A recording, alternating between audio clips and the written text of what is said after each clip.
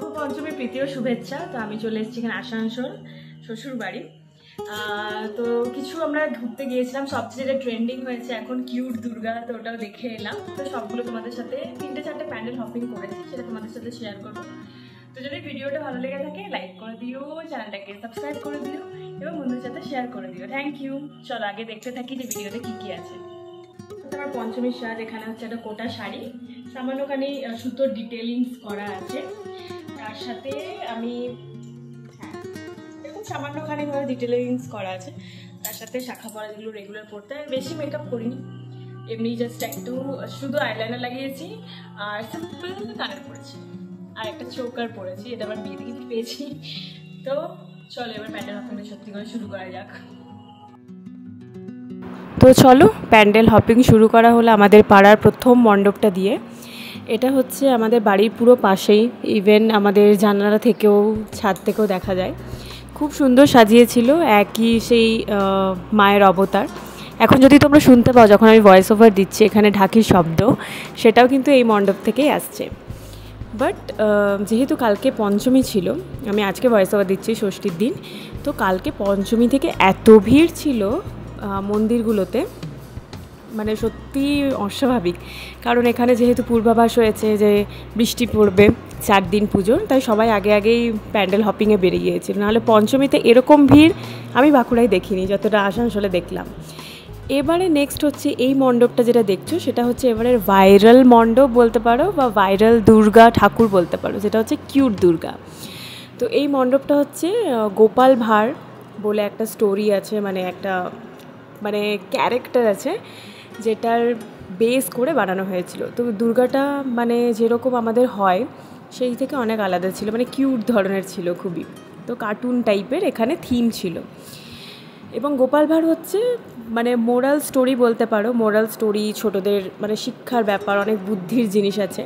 তো সেই স্টোরিগুলোর ওপর ভিত্তি করে যে ক্যারেক্টার্সগুলো ছিল সেখানে, এগুলো যেমন ধরো রাজপ্রাসাদ, ওই ক্যারেক্টার মানে ওখানকার সেটিং ছিল ওই স্টোরিটা গোপাল ভাঁড়ের।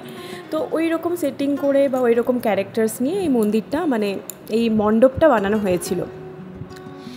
এখানে এবার আমরা এন্টার করব, কিন্তু এই মণ্ডপে প্রচণ্ড পরিমাণে ভিড় ছিল। আর এটা এবারে হচ্ছে ভাইরাল মণ্ডপ, মানে যখন ইনস্টাগ্রাম খুলতাম দেখতাম যে হ্যাঁ এটা আসছে।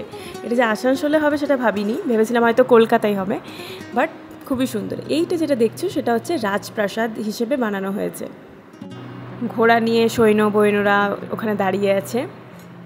মধ্যেখানে আমরাও কিছু ছবি তুললাম, ছবি তুলে আমরা এন্টার করলাম ওই মণ্ডপের মা দুর্গাকে দেখার জন্য। তোমরা আশা করি দেখতে বুঝতেই পারছো যে পঞ্চমীতে এতটা ভিড় সেটা মানে কাম্য নয়।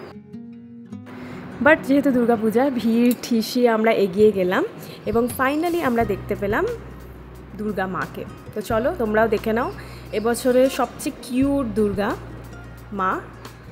সাইডে যেগুলো দেখতে পাচ্ছ সেগুলো ছিল গোপাল ভাঁড়ের বউ।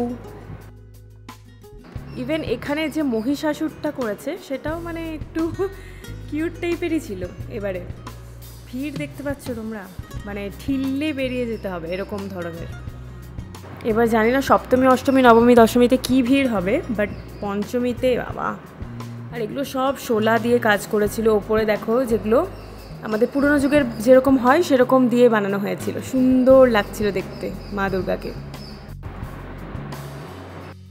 এখান থেকে বেরিয়ে গিয়েছিলাম আমরা, কিছু জিনিসপত্র দেখতে পেলাম।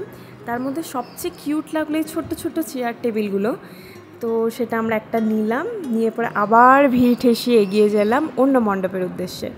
এটা একটা ছোট্টখাটোর মধ্যে সুন্দর বেশ মণ্ডপটা ছিল, মানে করেছিল।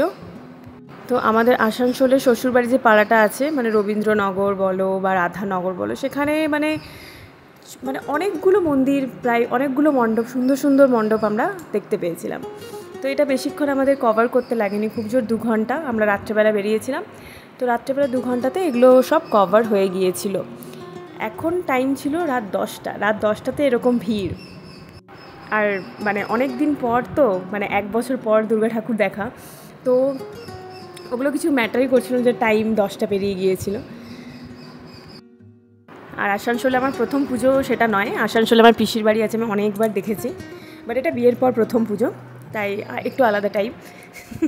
তো চলো যেতে যেতে আমরা দেখতে পেলাম মণ্ডপটা যেখান থেকে স্টার্ট হয়েছে।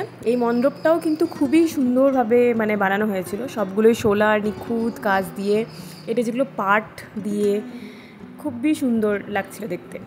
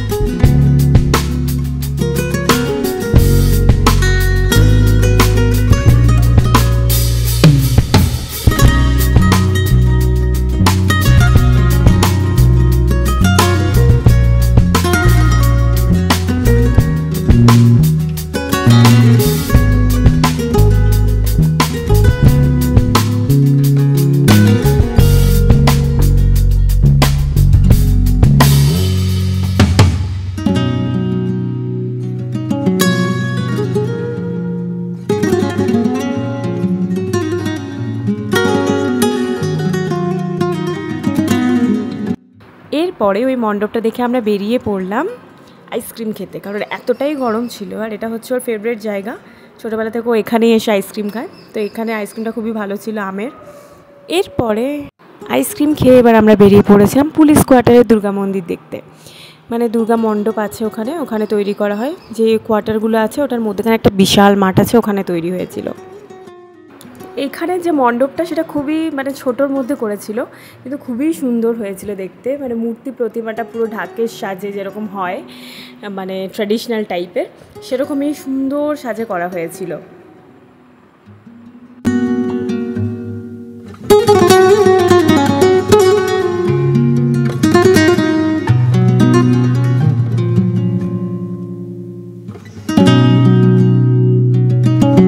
তো আশা করলাম তোমাদের ভিডিওটা খুব ভালো লাগলো।